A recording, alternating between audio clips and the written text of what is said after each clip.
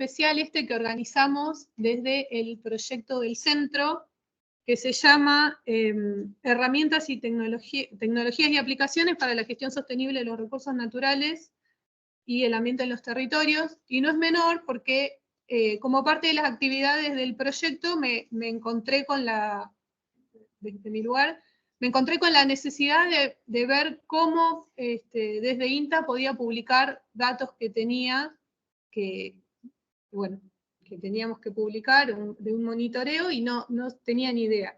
A partir de ahí me puse en contacto con Nicolás Tripaldi, que ahora se los voy a presentar, pero lo interesante fue que hablando con varias personas me di cuenta que estábamos todos medio en la misma situación de no saber cómo era la vía de publicación de datos, que es distinta que la de publicación de papers. Nicolás ya les va a explicar bien cómo es el tema, pero bueno, a partir de esto me puse en contacto con Nicolás, que tuvo la amabilidad de responderme 1.000.000 de mails, 1.000.000 de reuniones de Teams, y encima vino presencialmente a contarnos cómo es todo ese proceso. Así que bueno, le damos la bienvenida a Nicolás, que lo presento. Él es coordinador de la Biblioteca Central de INTA, responsable del repositorio INTA Digital, profesor de Metodología de la Investigación y seminarios de investigación del ciclo de complementación curricular de Bibliotecología de la Universidad de Rosario, ex investigador categorizado de la UBA, director de proyectos UBASI, y es ex docente de la carrera de Bibliotecología y Ciencia de la Información de la Facultad de Filosofía y Letras de la UBA.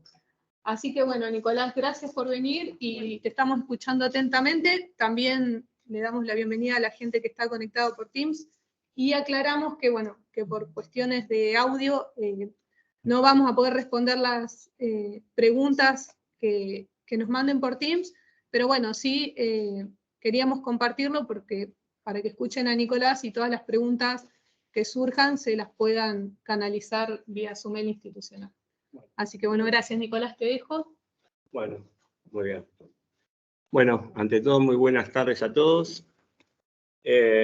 Quiero comenzar por agradecer esta convocatoria de parte de Belén, de parte de Mónica, de la gente del proyecto, yo lo cito por el código siempre, PD 1092, de Herramientas y Tecnologías de Aplicaciones para la Gestión Sostenible de los Recursos Naturales y el Ambiente en los Territorios. Agradecer muy especialmente la presencia de todos ustedes aquí y la de la gente que nos sigue a través de Internet y a través de la virtualidad.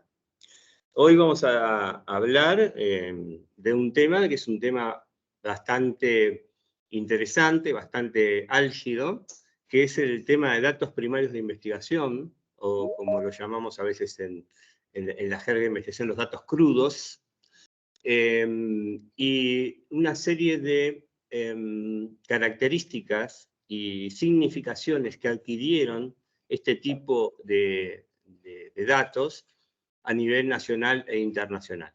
Para lo cual, me van a permitir las primeras diapositivas, van a ser de contextualización.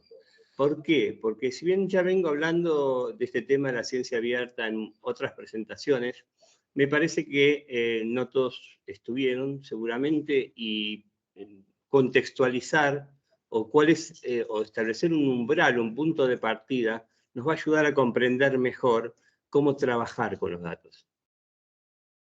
El tema de los datos está muy relacionado, o mejor dicho, no el tema de los datos en sí, sino el tema de la difusión y la revalorización de los datos, está muy relacionado con el movimiento que se conoce como ciencia abierta. Es un movimiento que, si bien existe desde el siglo pasado, se formalizó en el siglo XXI a través de 3 declaraciones que se conocen como las declaraciones de las 3B, por la inicial de las ciudades en las que se realizó, que son la primera en Budapest en 2002, la segunda en Bethesda, Estados Unidos, en 2003, y la tercera y última en Berlín, 2003. Ahí también, ahí quedaron establecidas cuáles eran las políticas y los principios que propiciaba este movimiento de investigadores e instituciones de investigación internacionales. El principio fundamental, como decimos siempre, es que hay un modelo de acceso abierto que implica que los usuarios de la producción científica tecnológica puedan poner en forma gratuita, leer, descargar, copiar, distribuir, imprimir o enlazar textos completos de los artículos científicos y datos primarios, veremos luego, sin ninguna limitación de tipo económico, legal o técnico que no sean las que supone el uso de Internet. O dicho de otra forma, todas aquellas investigaciones que son financiadas con fondos públicos deben volver de la misma manera gratuitamente a la comunidad. Esto vamos a ver que tiene bastantes consecuencias e impactos, de los cuales hemos elegido algunos. El objetivo en sí es ampliar todos los mecanismos de investigación tradicionales para lograr una mayor difusión y replicabilidad. Este término con el término de reusabilidad son dos términos muy usados, de mucha frecuencia de uso, de los resultados y del proceso de investigación. Un autor muy conocido en el ámbito de la ciencia abierta, Van Dijk, en 2021, establece que la ciencia abierta está basada, según sus investigaciones, en 5 principios que buscan extender los mecanismos de esta investigación tradicional o como la conocíamos hasta ahora. La ciencia abierta implica un cambio de paradigma en la comunicación científica, entendiendo por esto el original término paradigma del epistemólogo Thomas Kuhn, ¿no? O sea, que decía que cuando un paradigma cambia, todo el mundo cambia con él. Por lo tanto, el cambio de paradigma implica en la comunicación científica, a partir de la ciencia abierta, un nuevo mundo en el ámbito de la comunicación científica. Estos 5 principios que Van Dijk señala son datos abiertos, el primero, datos abiertos. Antes como que los datos no estaban en juego en la comunicación científica. Estaban en juego en el background o en el backend, como dirían los informáticos, de los propios investigadores. Pero no era de conocimiento público hacia afuera de la investigación. Bueno, datos abiertos. Análisis abierto. Por ejemplo, hoy existen formas de evaluación abierta.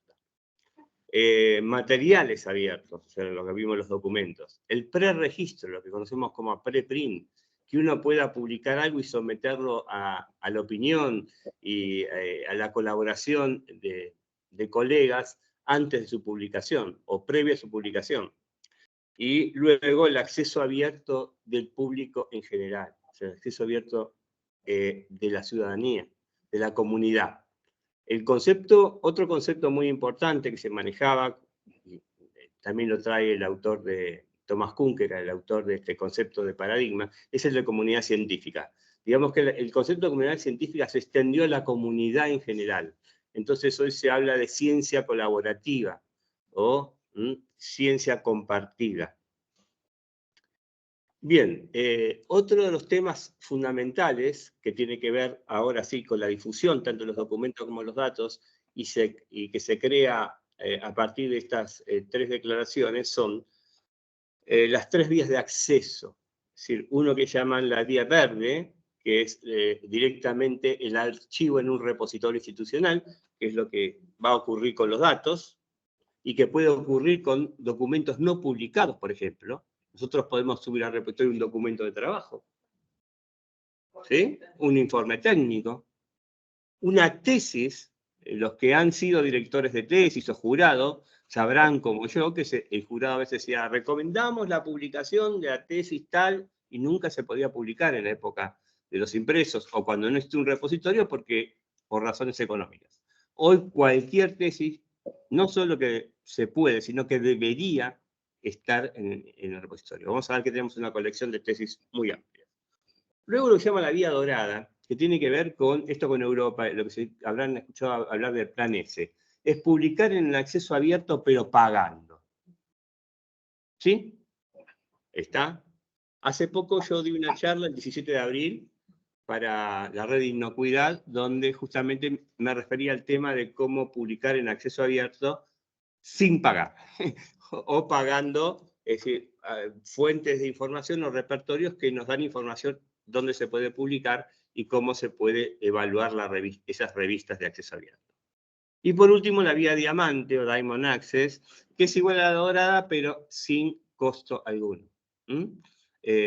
Por eso las revistas que no cobran para publicar en acceso abierto se conocen como revistas diamante.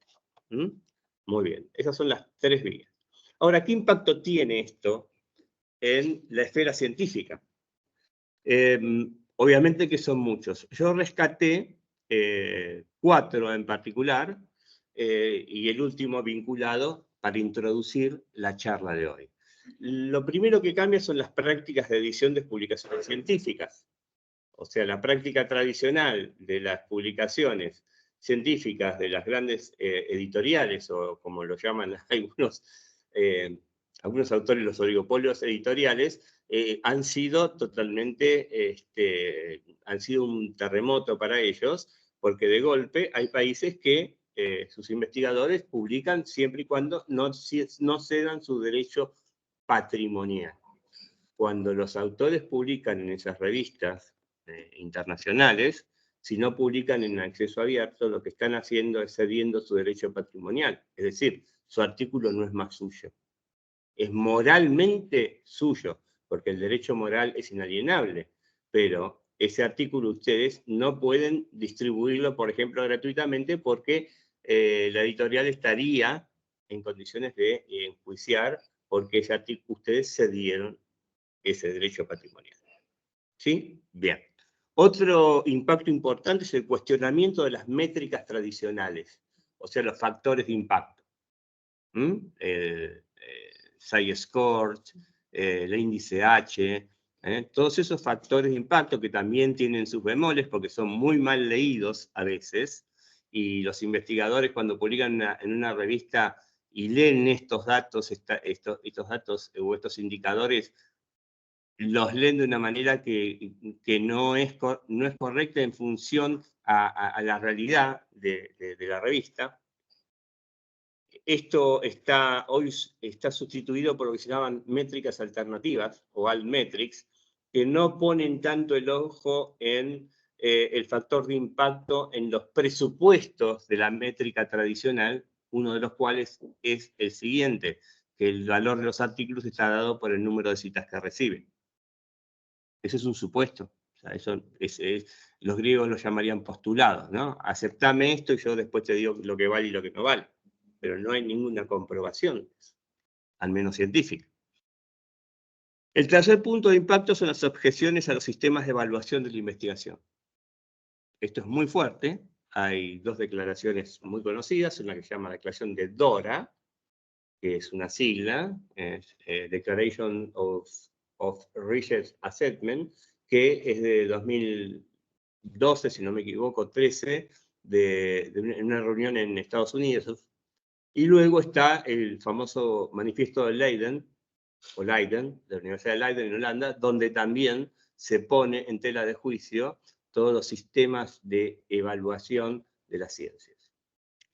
Y por último, y esto sí nos da pie para comenzar con el tema específico de hoy, es que a partir de la ciencia abierta hay una revalorización de los datos primarios de investigación.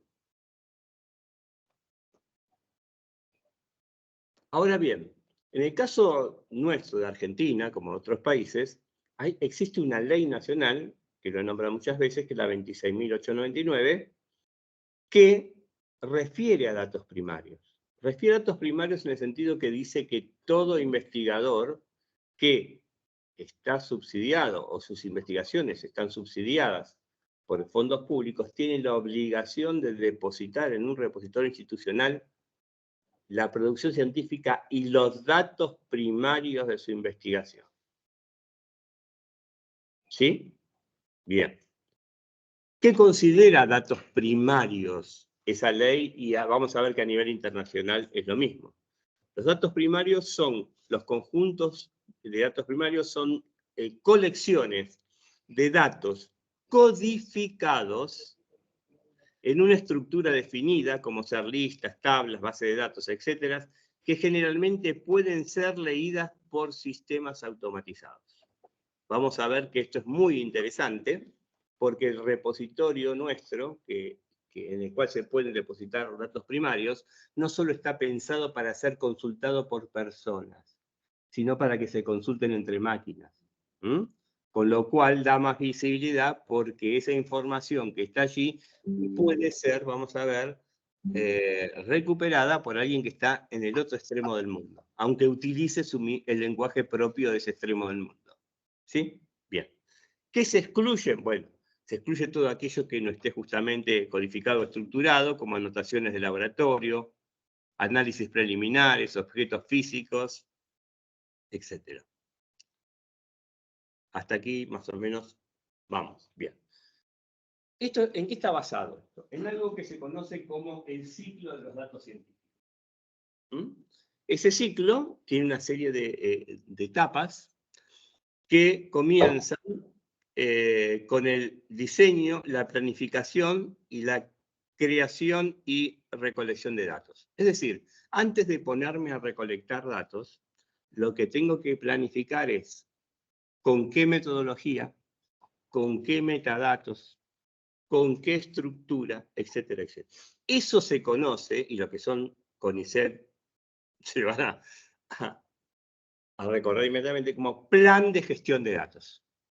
Plan de gestión de datos. ¿Qué dice la ley que he nombrado recién? Que todavía en el INTA no se implementó, pero en algunos lugares, como la Universidad Nacional de Rosario, la Universidad Nacional de Córdoba, la de La Plata, el CONICET, está en prueba piloto, pero creo que se lo está utilizando, es que cuando uno presenta, un equipo, me refiero, un proyecto de investigación, conjuntamente, vamos a ver, que tiene que presentar un plan de gestión de datos. Es decir, ¿cómo va a recolectar los datos? ¿Cómo los va a preservar? ¿Cómo los va a difundir? Etcétera, etcétera. O sea que esta primera etapa es lo que se conoce como plan de gestión de datos. Luego, la segunda etapa, que se conoce como asignación de metadatos, tiene que ver con la descripción, el procesamiento y el archivo de ese set de datos.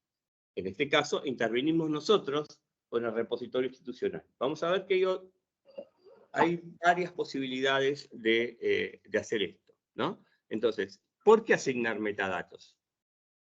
Para la recuperación de esos datos.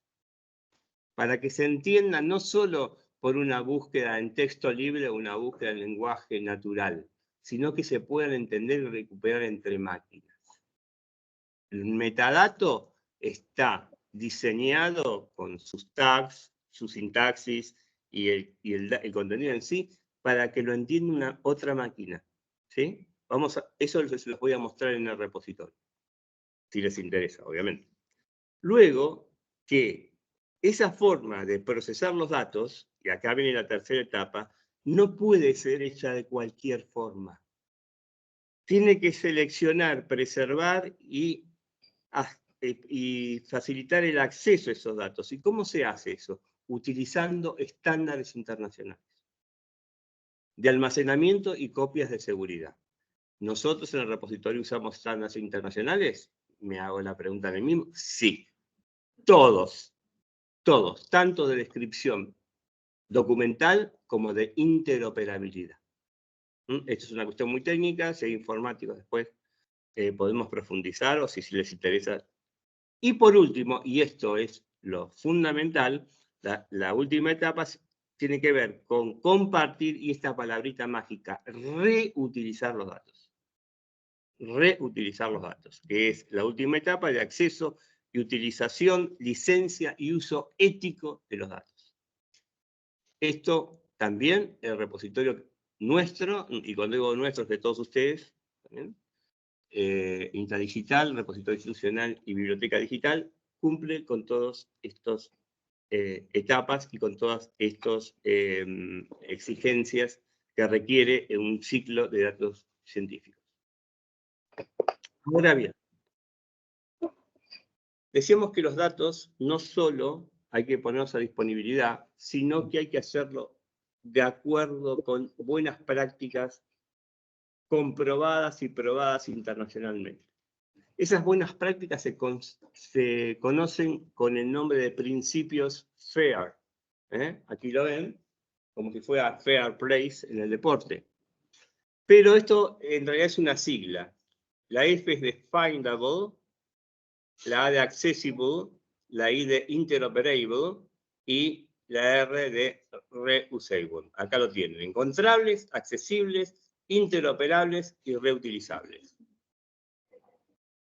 ¿Está? Es decir, si yo colecciono datos de una forma totalmente desestandarizada, sin ningún tipo de estructuración, no lo puedo ni difundir, ni otra persona los puede reutilizar. O sea, esto se pone en el tapete con la ciencia abierta y con un fenómeno posterior, histórico, que fue la famosa pandemia de COVID-19, donde ante la necesidad de sacar pronto una vacuna, empezaron a ¿qué? A pedir los diferentes investigadores en ese dominio del conocimiento que empezaran a compartir datos. Eso potenció la revalorización de los datos a un nivel aún fuera de lo que era la ciencia abierta en ese momento y produjo un gran boom, al punto tal que cambió las prácticas editoriales. ¿En qué sentido?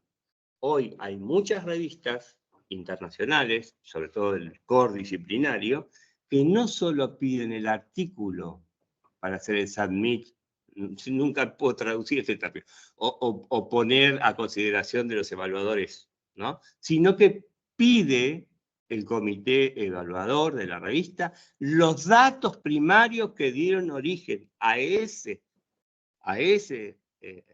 artículo, que tienen que estar en un repositorio institucional. Y ojo acá, ustedes en ese caso tienen que decir, mi institución, mi país tiene una ley, y mi institución tiene un repositorio institucional. Nosotros subimos los datos al repositorio y le pasamos el identificador persistente. Porque ahí hay una obligación legal, además de cualquier otra consideración. ¿Sí? Porque esto no estaba contemplado en la ley original, porque esa práctica no existía antes. Es una práctica nueva, que ya les digo, está potenciada a partir de este dato coyuntural, este dato contextual que fue la pandemia. Y hoy por hoy, la mayoría de las revistas, sobre todo las revistas que que yo he visto que forman parte del core disciplinario, las famosas revistas, de acuerdo con el primero o segundo cuartil, están pidiendo esos datos.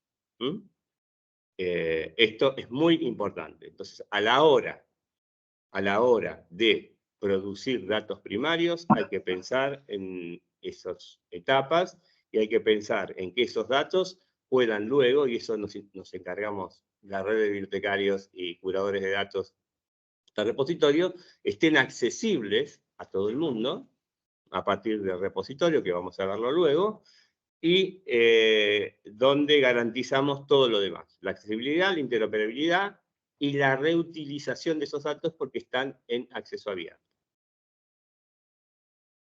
Las recomendaciones de formatos. ¿Hay formatos recomendados? Hay una página que se llama, aquí abajo lo ven, perdón, me pasé, acá abajo lo ven, se llama How to Fair, que establece algunas pautas que son indicativas. Yo esto después se los dejo si quieren la presentación. Son indicativas. Por ejemplo, las recomendaciones es que no sean propietarios. ¿Qué significa ser propietarios?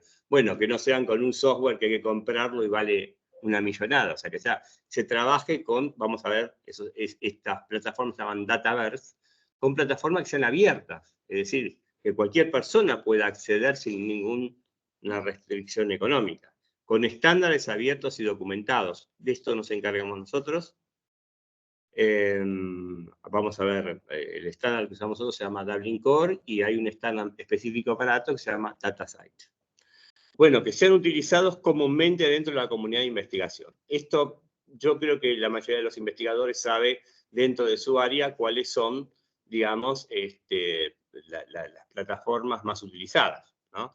Ayer justamente recibía una secuencia genética de un investigador que está muy metido en ciencia abierta, Humberto de Bach, del CIAT, y estaba en un formato, una extensión que yo la busqué, ¿no? Esa extensión no la encontraba.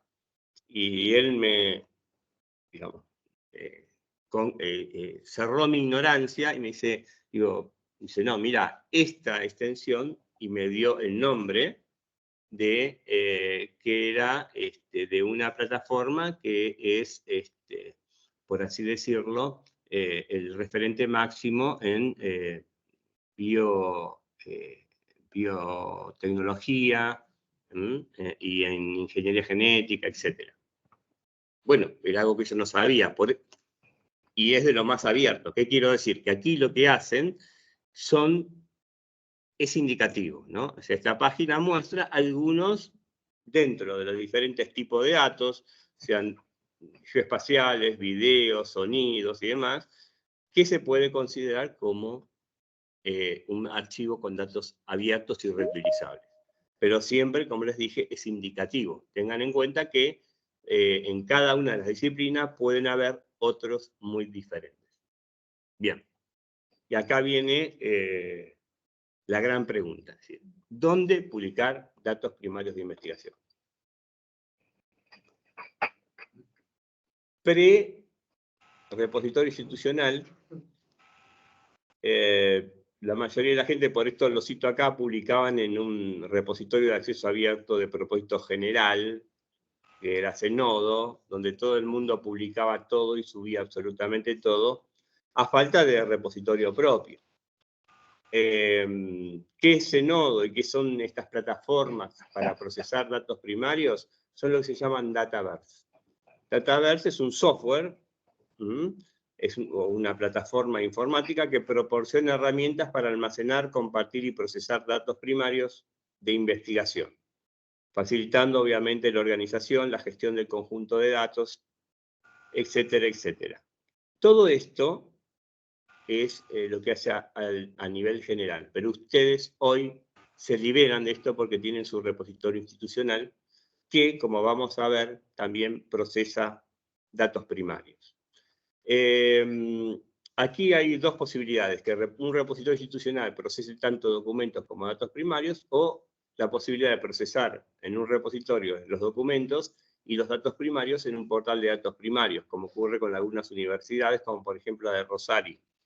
Yo creo que el INTA se va, esto para ustedes es transparente, pero creo que un paso adelante en este trabajo con datos primarios sería luego que existiera un Dataverse específicamente de datos primarios y que sea interoperable con el repositorio. Pero hoy lo es en un solo sitio. Les comento porque, bueno, si alguno está en alguna universidad puede encontrarse con esto otro, ¿no? O sea que los datos se procesan por un lado y los documentos por otro. Bien. En el caso de los investigadores, extensionistas, agentes del INTA en general, tenemos el repositorio institucional, INTA Digital, que, como después lo vamos a ver, lo dije a ustedes, en las colecciones pueden ver que tiene una tipología que es datos. ¿Sí? O sea, que los investigadores, becarios, extensionistas, agentes del INTA tienen la obligación legal de depositar sus datos en el repositorio institucional. Y aquí hay dos reglamentaciones. Una nacional, que es la ley que les nombré antes, y otra es institucional, que es la resolución 940/19, que es la resolución de política de acceso abierto del INTA, donde ahí establecen las responsabilidades de todo el espectro de inteanos. Es decir, desde el presidente del INTA hasta nosotros los bibliotecarios y curadores de datos, pasando por investigadores, directores experimentales, directores de institutos, de cuáles son sus responsabilidades con relación a esta política del INTA de acceso abierto, y es donde también establece que el repositorio institucional es nuestro INTA Digital, cuya dirección yo pienso que conocen ya todos, es repositorio.inta.gov.ar. Muy bien. ¿Cuándo depositar los datos? ¿No? ¿En qué momento? Bueno, acá hay dos cuestiones. Una es la legal y otra es lo que tiene que ver, por eso puse requerimientos legales versus prácticas editoriales. El requerimiento legal dice, la ley, que el investigador tiene hasta 5 años desde la recolección de los datos para depositarlos en los repositorios. 5 años. E incluso hay excepciones en las cuales pueden no depositarlos. Por ejemplo, que esos datos estén utilizados para una propiedad industrial, por ejemplo, una patente. Que sean datos sensibles considerados por la institución. Y tercero, que tenga que ver con un acuerdo con terceros que no están dentro del Sistema Nacional de Ciencia y Tecnología, por ejemplo, privados. ¿Sí? Esas son las 3 excepciones. Esos son los requerimientos legales, pero también están las prácticas, como decía antes. ¿Cuáles son las prácticas? Las prácticas son que una revista pide el artículo y pide los datos que dieron origen a este artículo. En ese caso, aún no habiéndose cumplido los 5 años, la obligación es inmediata de depositarlo en el repositorio institucional, quien les va a dar un identificador persistente, que se llama handler, que a través de él pueden ingresar todo el público en general y obviamente los editores y los revisores. ¿A quién enviar ese set de datos? Por ahora, a quien les habla y a mi compañera de trabajo, Gabriela de Pedro, que aquí están los mails. En mi caso es tripaldi.nicolás@inta.gov. ¿Por qué digo por ahora? Porque esto es muy nuevo. Yo recibí una capacitación sin saber que la iba a recibir en la pandemia, en una reunión virtual con el entonces Ministerio de Ciencia y Tecnología. Nos citaron para una reunión de todo un día, y yo dije, bueno, ¿de qué vamos? ¿Qué pasó? Se cayó una bomba y aparte de la pandemia. Y no, era para hacer una capacitación a los responsables de los repositorios del procesamiento de datos, que es mucho más complicado que procesar documentos a nivel de repositorio. Así que nos queda todavía hacer la capacitación de todos los curadores de datos para que puedan procesar datos. Por el momento, la vamos a hacer este año sin lugar a dudas. Por el momento, enviando el set de datos aquí es suficiente. Bien. También se pueden llegar al bibliotecario de la unidad, que lo derivará a los responsables que hemos mencionado recién. O sea que si ustedes tienen una unidad, una biblioteca, le pueden decir, mira, podrías tramitar la publicación de eso o directamente a mí o a Gabriela, pero también se puede hacer a través de ellos como intermediario. Próximamente, y como le dije, se va a hacer una capacitación a todos los curadores de datos de la red de bibliotecas de INTA, son 29, para procesamiento de datos, y también está el proyecto de autoarchivo. Es decir, que ustedes puedan depositar de su celular o de cualquier lado el set de datos con algunos datos que les voy a comentar ahora, para que no tengan intermediarios. Pero esto es un proyecto que se está trabajando en la actualidad. No es sencillo porque acá yo, que he sido investigador, tengo una posición que es diferente, con todo respeto, no digo que sea mejor, es diferente a la de CONICET. Por ejemplo, CONICET tiene un sistema SIGEVA donde el investigador, para depositar sus datos, tiene que hacer un curso más o menos, porque le piden cosas que yo creo que un investigador, yo cuando fui investigador al menos no las conocía o me llevaba demasiado tiempo. Y ya uno demasiado tiempo le lleva a investigar y dedicarse a lo que es específico de su investigación. Por eso nosotros queremos evitarle ser asistentes completos de los investigadores y evitarles todo eso y el procesamiento hacerlo nosotros a partir de ciertos datos mínimos que luego vamos a ver. En el caso de los documentos, ni siquiera eso, con mandar el documento listo, porque ahí tenemos, los bibliotecólogos tenemos al documento como unidad de observación, para usar un término de investigación. Entonces, ¿qué quiero decir con esto?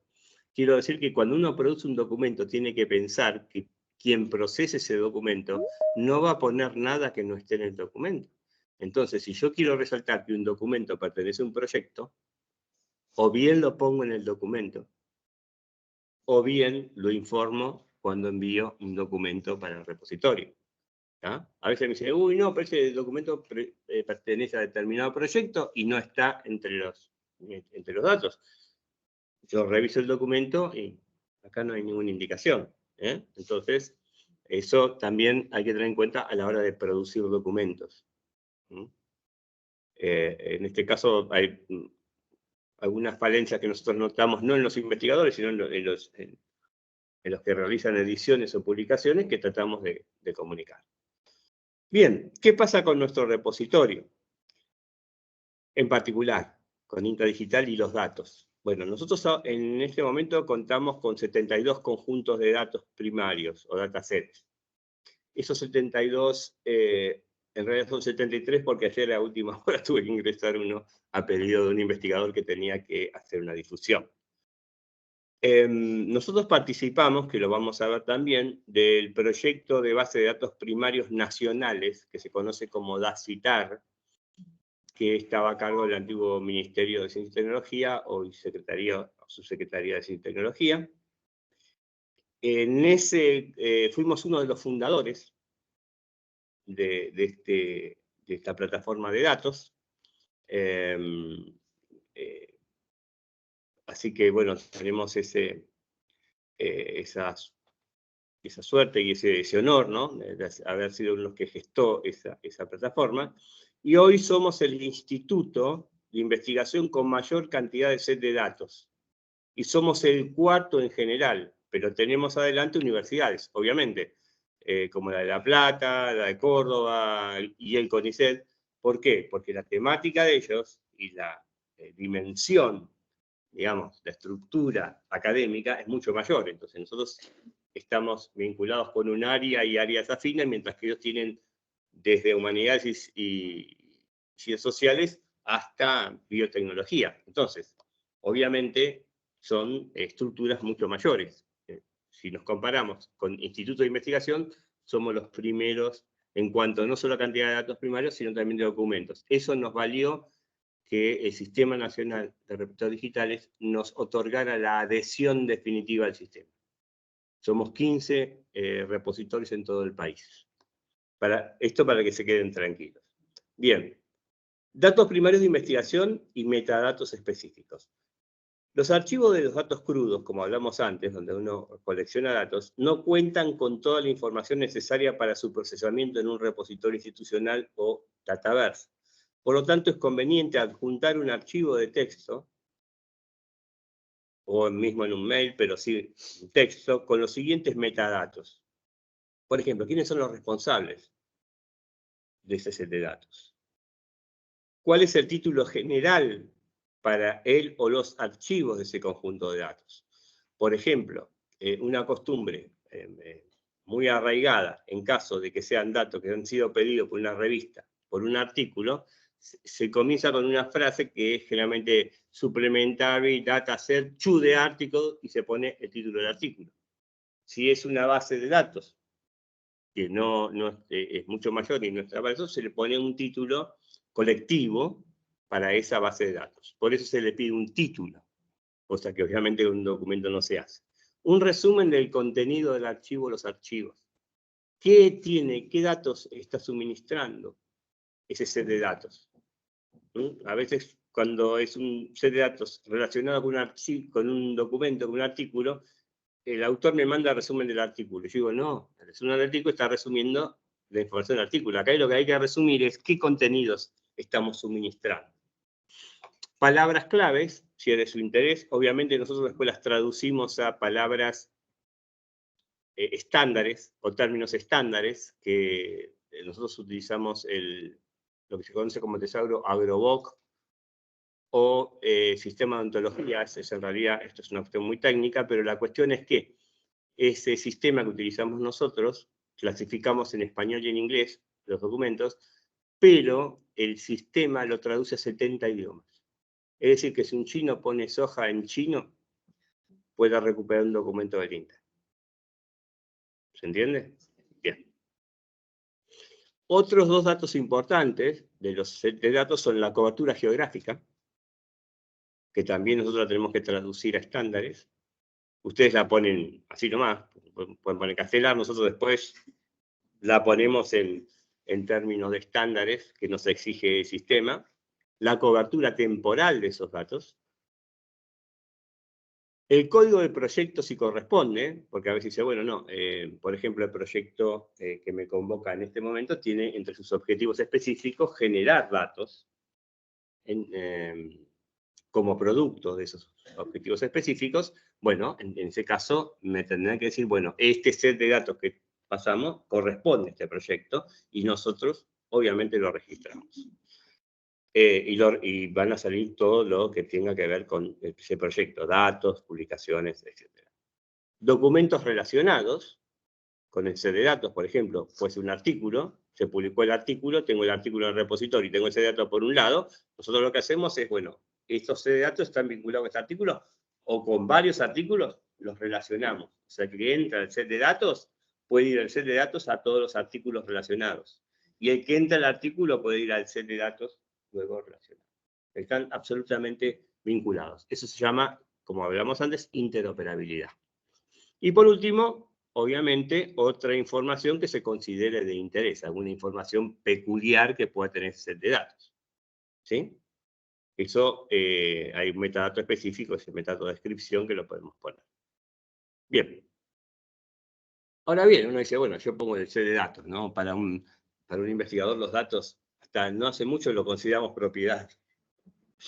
Costaba, ¿no? Cuando, es decir, bueno, que uno, ¿qué está dando, no? ¿Qué pasa acá? Y acá hay una garantía total de la protección de los datos. Por dos medios. Uno es porque, como le decía antes, a los datos los acompañamos o están etiquetados con metadatos. Como hablábamos antes, los responsables, figura los autores, los responsables, etcétera, etcétera. O sea que nadie puede, siempre que alguien se baje el set de datos, tiene que, por la otra protección, que es la licencia, que se llama la Creative Commons 4.0, tiene que citarlos, no hacer un uso comercial, y si los reutiliza y hace un producto derivado, lo tiene que poner también en asesoría. Esa licencia establece esas tres condiciones. Entonces, ¿ese set de datos está protegido? Sí, está protegido. Desde, desde lo informático, de lo que es la cobertura informática y de los derechos de autor, y por otro lado, a través de licencias de uso. Bien, pasamos a algún otro de los puntos que habíamos hablado antes y que lo incluí debido a que los investigadores, sobre todo los investigadores jóvenes, van a empezar a oír hablar de esto, y lo que son CONICET ya habrán oído hablar de más de esto, que es el Plan de Gestión de Datos. El Plan de Gestión de Datos es un documento que describe el tratamiento que van a recibir los datos de la investigación, recopilados y generados en el curso de un proyecto de investigación. Ese plan de gestión de datos es una herramienta que facilita y acompaña la gestión de los datos. Es decir, que nosotros, además de tener el proyecto de investigación, que vamos a saber qué hacemos con la investigación, cuál es la metodología de la investigación, etcétera, etcétera, acompañamos con un documento en el que vamos a tener que decir, bueno, los datos se van a recolectar así, se van a recolectar en este periodo de tiempo, se van a recolectar en este formato, puede ser una planilla Excel, por ejemplo, o lo que fuera, que es interoperable, cómo se va a ir, digamos, aumentando ese set de datos, cómo se va a preservar, si se van a hacer backup, por ejemplo, se va a subir al repositorio, el repositorio puede subir diferentes versiones de set de datos, a medida que ese set de datos crezca, etc. Por lo tanto, el plan de gestión de datos no es, como dice acá, un elemento fijo, sino que va evolucionando a medida que va evolucionando el proyecto y va haciendo la recolección de datos. Bueno, por una seriedad intelectual, esta información fue sacada de un artículo que está aquí abajo, que es de Actis y Carlino, que son colegas de CONICET. Y abajo hay un ejemplo, que lo vamos a ver, espero que en menos tiempos, de un formulario, porque ese plan de gestión de datos, ¿qué puede ser? Le voy a decir, bueno, En el INTA le pueden decir, bueno, acá responde estas preguntas acerca de los datos y llenan. Y también puede ser un formulario en línea donde cuando se completa el proyecto, al mismo tiempo se completa eso. No sé cómo lo va a implementar el INTA, porque está más allá de, obviamente, de mi incumbencia. Pero la Universidad Nacional de Rosario lo implementó a través de un formulario, que después lo vamos a ver. Por eso me estoy apurando un poco. ¿Qué elementos tiene ese plan de gestión de datos? Bueno, la descripción de los datos que serán generados o recolectados. Por ejemplo, qué tipo de dato es, qué formatos tienen esos datos. Por ejemplo, si hay cobertura geográfica, ¿qué van a usar? ¿Coordenadas, por ejemplo? ¿Las coordenadas van a ser decimales o van a ser coordenadas no decimales? Sino de grado, etcétera, etcétera. Cada dominio de conocimiento, cada unidad, cada disciplina tiene sus propios, digamos, estándares, o al menos si no son estándares, son buenas prácticas, ¿no? El proceso de asegurar la calidad de los datos. Por ejemplo, nosotros, una de las preocupaciones más grandes en el repositorio es la calidad de los datos, ¿sí? Por eso, no cualquiera puede cargar no es la palabra, procesar datos en un repositorio, porque tiene que tener conocimientos previos de estándares. Por eso exigimos que tengan estudios bibliotecológicos o que sean, obviamente, egresados de carreras de bibliotecología o archivología, que es donde se ven todas estas características de los metadatos. Por ejemplo, el volumen previsto para esos datos. Yo suelo dejar todo esto porque es bastante larga la enumeración, y no quiero caer en eso porque es bastante aburrido, pero bueno, el tiempo de resguardo de los datos, porque uno puede decir, bueno, sí, estos datos los resguardo, pero tienen un valor temporal, ¿no? O sea, a partir de tanto tiempo, estos datos consideramos que caduca su validez. Eso también se puede incluir como metadato, por ejemplo. Todo este tipo de detalles. Por ejemplo, aspectos éticos y legales. Esto pasa mucho en ciencias sociales y humanidades, digamos, con estudios con metodología cualitativa. Cuando uno hace una entrevista o cuando hace una encuesta, tiene que garantizar el anonimato de quien responde. Entonces, bueno, ahí hay una cuestión ética, ¿no? De compromiso de esos datos, que al recolectarlos y al procesarlos, tenemos que, lo que hacemos investigaciones sociales, garantizar obviamente, ese anonimato. Si hay restricciones de uso de terceros, por ejemplo, uno puede considerar que nosotros, al adoptar una licencia Creative Commons, decimos que el uso es restringido en cuanto a que no puede ser comercial el uso. ¿Hay licencias que permiten el uso comercial de eso? Sí. Entonces, si el repositorio tiene un uso no comercial y ustedes por un convenio, lo que fuera, dicen, no, pero con la otra parte pide que se haga un uso comercial, entonces, en ese caso, lo que se hace es, para ese documento, se pone otra licencia que permita el uso comercial. ¿Sí? Pero, digamos, por ley nosotros tenemos que dar una que sea no comercial. O sea, aspectos éticos y legales. Y luego, por ejemplo, consideraciones finales como el acceso, el intercambio y la conservación de esos datos, ¿no? Es decir, garantizar que van a estar a disponibilidad, que van a ser reutilizables en esa disponibilidad que tienen, el tiempo que se mantendrían activos, como dije antes. En el caso de ustedes eso es muy fácil, los datos se depositan en el repositorio institucional y se acabó. En este sentido, en cuanto a las consideraciones de uso de los datos. Fíjense ustedes qué interesante, porque estamos hablando de algo muy primario, o sea, los datos, o sea, ya no estamos hablando de la información, estamos hablando de lo que genera la información. El día de mañana no sé de qué vamos a hablar, más allá, ¿qué habrá más allá de los datos? ¿No? Bueno, es un tema interesante. Y otro tema también que a mí me resulta interesante es que todo este movimiento incluso gestionó un nuevo tipo de comunicación científica o artículo científico, que es lo que se conoce como el data o data, como dicen los data papers o data papers. ¿Qué son los data papers? Son artículos sobre datos. Es decir, son un tipo específico de publicación científica diseñada para describir de manera detallada un conjunto de datos generados en el marco de una investigación.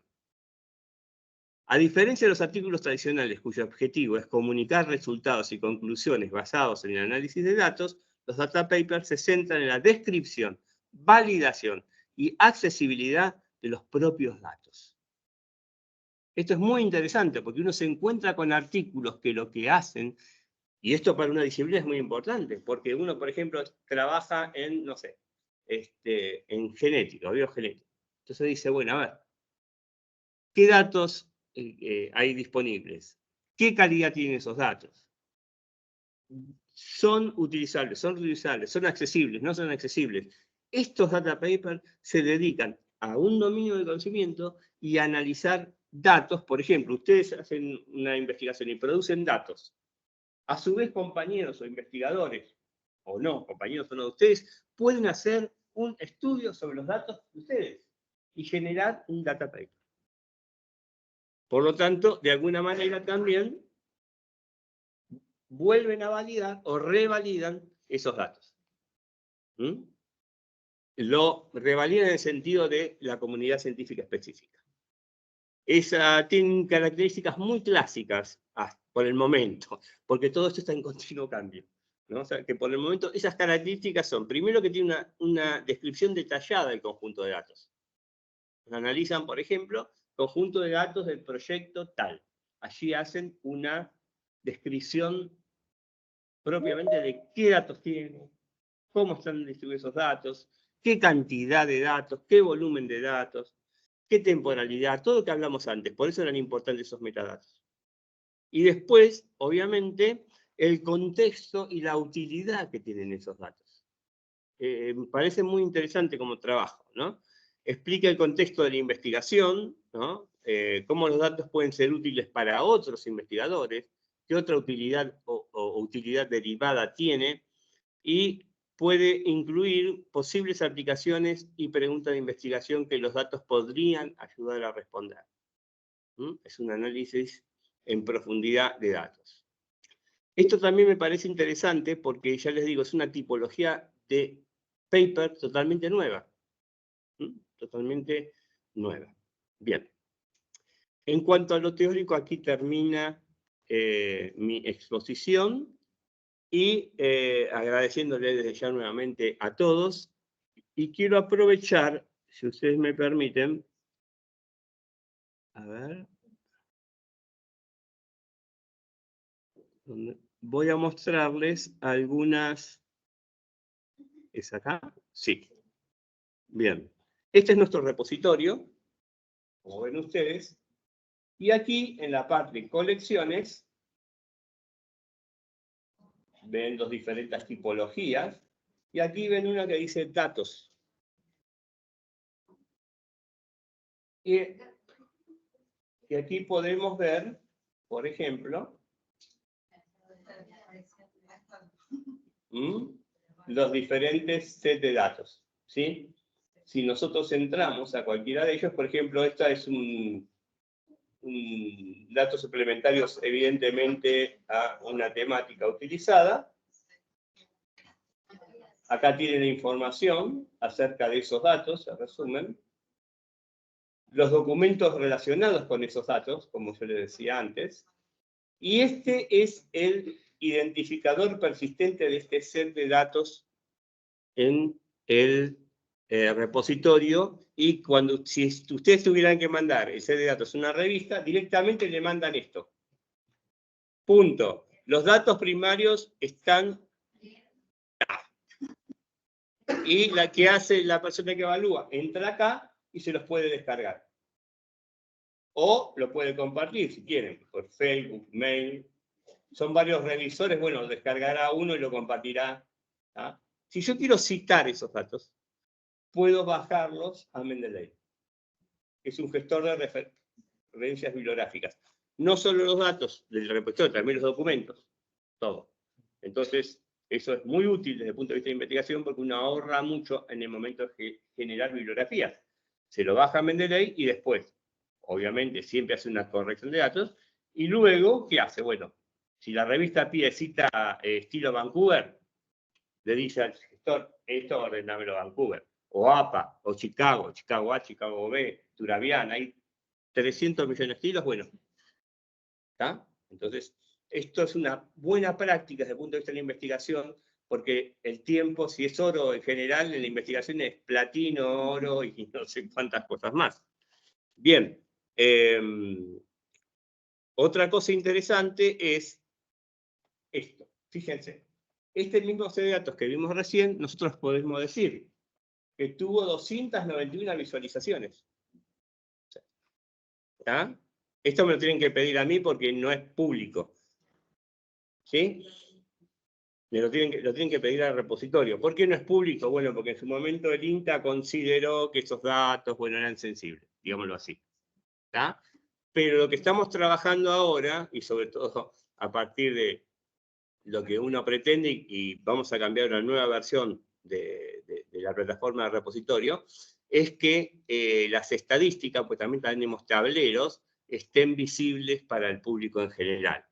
¿Sí? Pero podemos ver en los últimos 6 meses cómo fueron las visualizaciones, y acá tuvo 31 descargas este set de datos. ¿Ven que acá dice descargas del archivo? Tuvo 31 descargas. ¿De qué países fueron la mayoría de las visualizaciones? ¿Y de qué ciudades? Por si el investigador quiere ver cómo evoluciona determinado trabajo.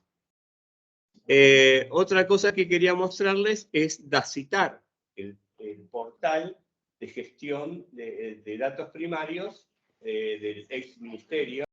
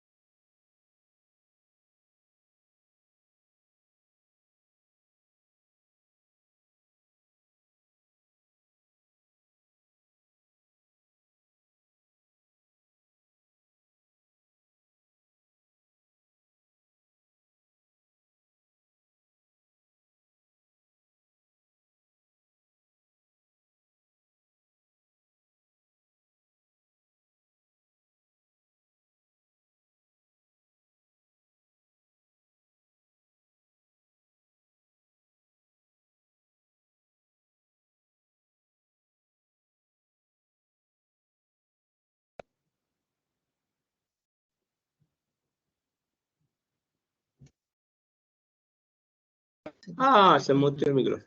Perdón. Sí, claro, se fue la voz. ¿Ahora volvió? Sí, sí, ahí sí. Bueno, muchas gracias. Disculpen las molestias. Como ustedes ven, tiene una serie de dice tipos y formatos, con qué metodologías o instrumental se generan los datos. Obviamente depende, si son variables continuas, va a haber instrumentos para medición. Si son variables discretas, va a haber otra técnica de recolección. En fin, eso tiene que ver mucho con el tema metodológico. El tamaño que puede llegar a tener, esto siempre es probabilístico, es decir, uno prevé, es decir, no, pero más que nada está pensado en función a el resguardo de las instituciones en sus servidores. Uso de datos preexistentes, si ya uno puede tomar datos reutilizables, dice, no, la base va a ser, no sé, la base de datos tal, que se va a actualizar mediante observación directa de campo de tal y tal y tal. Eso también, porque puede ser, obviamente, lo que decíamos antes, utilidad de los datos, para qué ustedes piensan que puede servir, si cumple con los principios, ¿se acuerdan que hablamos de los principios FAIR, por algo, ¿no? Y, bueno, toda una serie, en este caso, de acuerdo con las políticas de acceso abierto de esta universidad, que se piden de los datos. ¿Mm? Entonces, yo como investigador lo que haría en el momento de presentarme a concurso para un proyecto es al mismo tiempo consultar esto para elaborar. Y una vez que se termina, fíjense ustedes que tienen que ver con interoperabilidad, con todo lo que ya hablamos. No es nada más que lo que ya hablamos formalizado a través de este formulario. Y luego crear el PDF. Está muy bien organizado este tema y en este caso, ¿no? Acá ellos toman el mismo esquema que les mostraba yo a ustedes, ciclo de datos científicos, que es de Review, de la red de bibliotecas universitarias nacionales. ¿Mm? Bien.